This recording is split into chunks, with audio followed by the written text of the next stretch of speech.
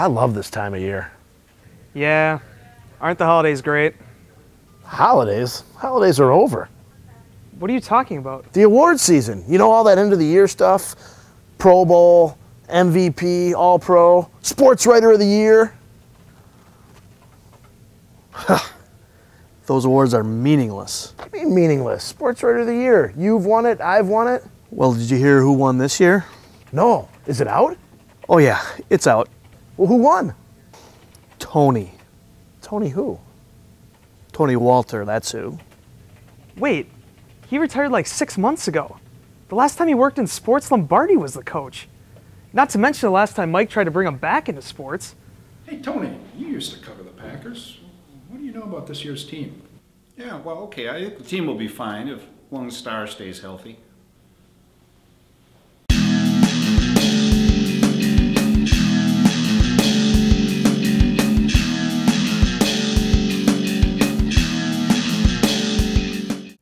I'm Mike Vandermoss. He's Weston Hodkowitz. We're here for the 2-minute drill. Weston, start the clock. All right. Topic 1, West, the Pro Bowl. Packers only had 3 players make it. One of them, Jeff Saturday, isn't even a starter anymore. Is that a low number for this team that's 11-4? You know, it probably isn't, Mike, just based on the amount of injuries they've had this year. One of their breakthrough players, James Jones, is at a position where there's so many guys that are very talented at that spot that put up great numbers. So that wasn't very surprising in my estimation.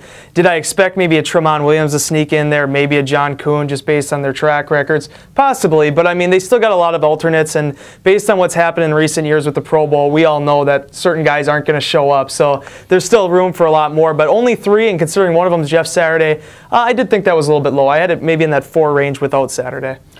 Packers preparing for their regular season finale at Minnesota. Do the Vikings need, well, obviously they need this game more. Does that give them an advantage? They have to win to get into the playoffs. You know, I think it does, because if you look at them in that last game when they were in Green Bay here, they just didn't really play with that huge sense of urgency. Yes, you had Adrian Peterson go off for 210 yards, but there were so many other facets to that game, whether it was the wide receivers, their defense, Christian Ponder.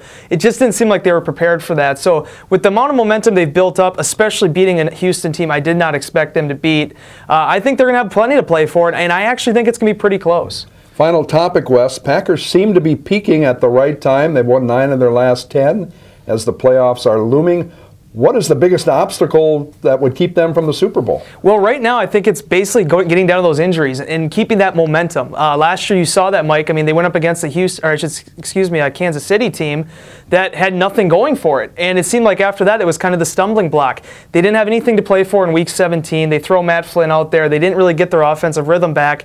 While they had that break, they didn't do a lot with it. The big key for them this year is get healthy. If they do get that bye week, get healthy with it, but keep this momentum going into the playoffs, because at the end of the day, as we've seen the last few years, that's what it's going to take to make a Super Bowl run. For Wes, I'm Mike. We're out.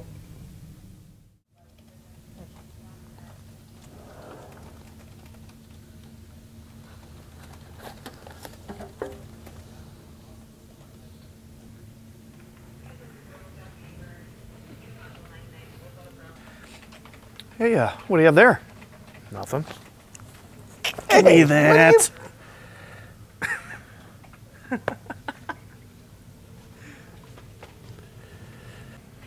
Hey, I don't have to apologize for anything.